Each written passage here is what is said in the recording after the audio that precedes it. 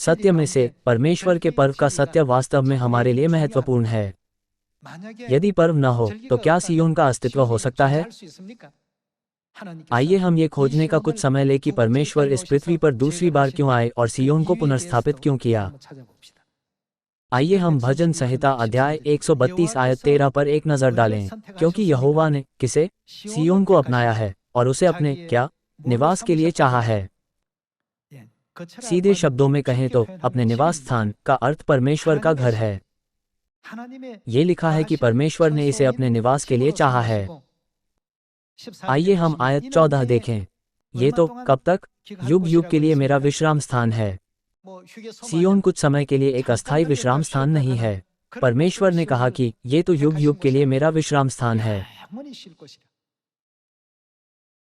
इसलिए हमें परमेश्वर से मिलने के लिए कहाँ जाना चाहिए? हमें ऐसी जगह में नहीं घूमना चाहिए जो सियोन नहीं है। हमें ये कभी नहीं भूलना चाहिए कि परमेश्वर सियोन में है। ये तो युग युग के लिए मेरा विश्राम स्थान है, यही मैं रहूंगा क्योंकि मैंने इसको चाहा है। परमेश्वर ने सियोन को अनिच्छा से स्थापित नहीं किया, नहीं उन्हें ऐसा करने के लिए दूसरों के द्वारा मनाया गया। सियोन वो स्थान है जिसे परमेश्वर ने उत्सुकता से चाहा है, इसलिए उन्होंने सियोन की स्थापना की। आइए हम आयत 15 देखें। मैं इसमें की भोजन वस्तुओं पर अति आशीष दूंगा और इसके दरिद्रों को रोटी से तृप्त करूंगा। इसके याजकों को मैं उद्धार का वस्त्र पहनाऊंगा और इसके भक्त लोग ऊंचे स्वर से जय जयकार करेंगे। परमेश्वर ने अपने अनंत निवास के रूप में किस स्थान को चुना? सियोन युग युग के लिए परमेश्वर का विश्राम स्थान है।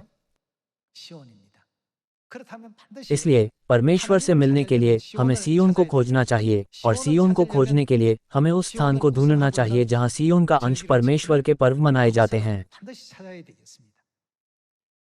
अब इस युग में यदि कुछ लोग कहते हैं परमेश्वर यहाँ है, तो ऐसी जगह पर जहाँ कोई पर्व या उनकी आज्ञा या व्यवस्था नहीं है, हमें उनकी आत्मिक पहचान को सही ढंग से पहचानने में सक्षम होना चाहिए। वे झूठे मसीह हैं जिनसे बाइबल हमें सावधान रहने के लिए चेतावनी देती है।